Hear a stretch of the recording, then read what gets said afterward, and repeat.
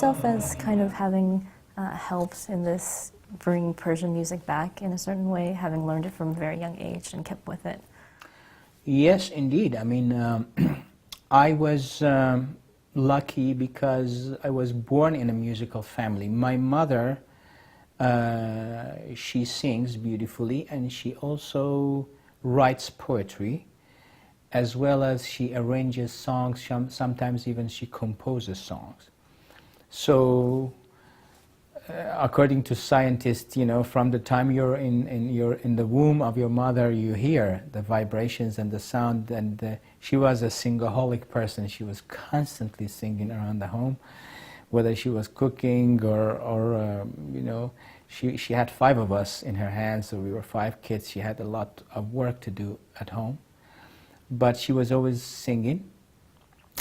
And by the time I was 4 years old, I started singing and taking classes and lessons. What was it like learning music as a child growing up in Iran? It was really the most beautiful experience. I was thinking about it a couple of nights ago, like as a child, when I was singing, I was truly becoming intoxicated. It's like as you getting naturally high, unbelievably pleasurable. When I sang, I became drunken. And now I teach, and I teach a lot of children as well. I see sometimes, because in children, you know, they don't hold back, they're more natural. Mm-hmm. And you look at their eyes, you see it's like as if they're drunken. So yes, I was totally getting intoxicated with the power of music.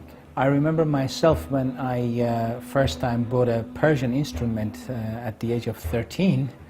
My older brothers looked at me and says, "An Iranian instrument?" You know, like it was not considered cool and fashionable to play in Iranian music. You know, if I played guitar or piano, that was considered great, cool, you know.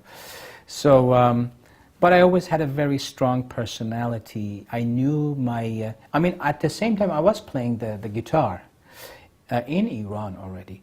But I guess I had more, my heart, my soul was pulling me more towards the traditional Eastern music, Persian, Turkish, Kurdish, you know, Armenian, all of those things, even somewhat maybe Greek.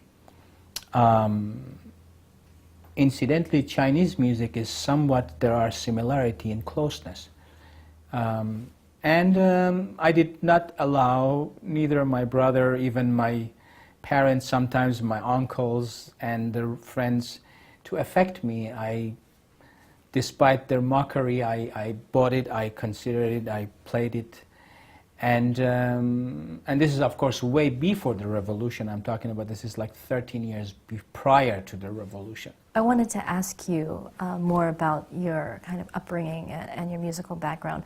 Do you remember a moment when you decided that, you know, this was it, that you wanted to create music? I did not think that I would make a career out of this and would dedicate the rest of my life to it. If you're independent, like my first music teacher was a judge back in Iran. Really?